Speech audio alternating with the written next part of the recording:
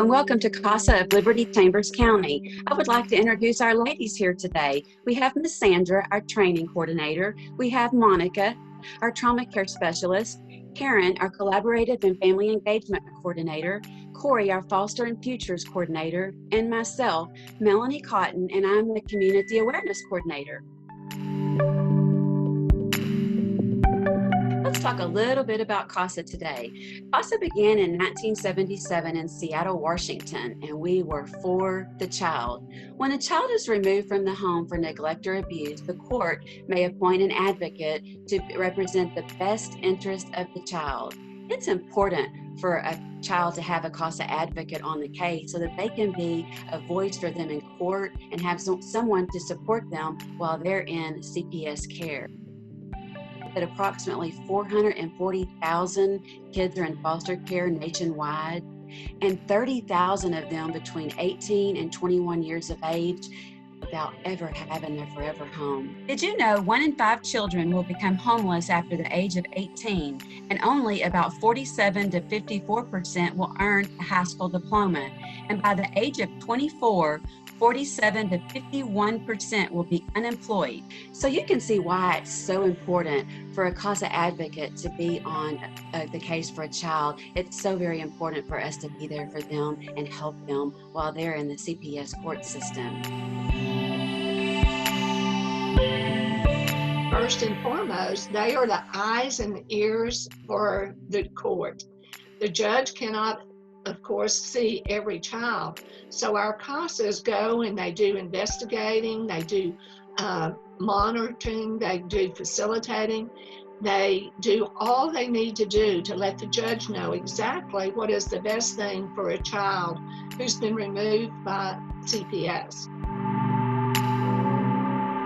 CASAs fill out an application that is online, and then after that application has been received, we will have an interview with each one of them. We do a background check and fingerprinting for each one of them.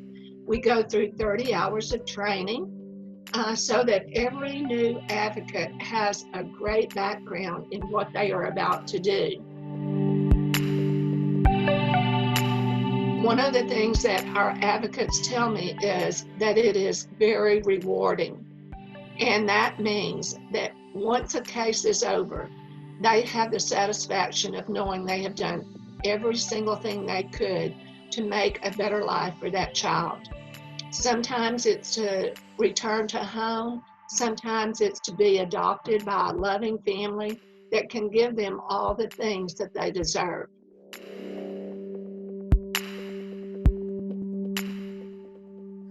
COVID-19 has put somewhat of a strain on CASA, the advocates, and of course the children. Our children have already been traumatized due to being taken away from their loved ones. CASA advocates see their children at least once a month face-to-face. They build a bond, trust, a relationship that is consistent. We will do our part to reach out by whatever means possible to stay in contact with our children and their caregivers. We will stay distant. We will not be disconnected. With our current situation with COVID-19 and the protocol that is in place, we know that our children are not able to family. We know our CPS caseworkers are not able to visit with our children, and CASA caseworkers, CASA advocates are not able to visit with our children. So just some helpful hints, FaceTime, videos, cards, and letters to try to keep our kids connected as much as possible. At this point in time, the thing that they need the most is to feel safe and secure, and that they're still got those people out there fighting for them that have always fought for them. Keep the negativity down to a minimum, share love, share security, share the positive things that are going on in the home, and let them know above all that we're still here, we're still fighting for them, and their connections are still in place.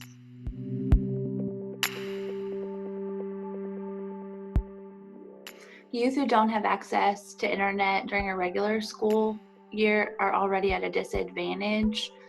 to their peers, which we call the homework gap. 70% of teachers assign homework assignments when 3 million of their students don't have access to the internet. During this time, schools are offering packets for children without internet access. Teachers are doing phone calls. Companies are offering free Wi-Fi services and devices for families that might have one device and have multiple people in the home that need to use it or don't have any devices at all. CASA has been working to close this gap, but is especially important during the COVID-19 crisis.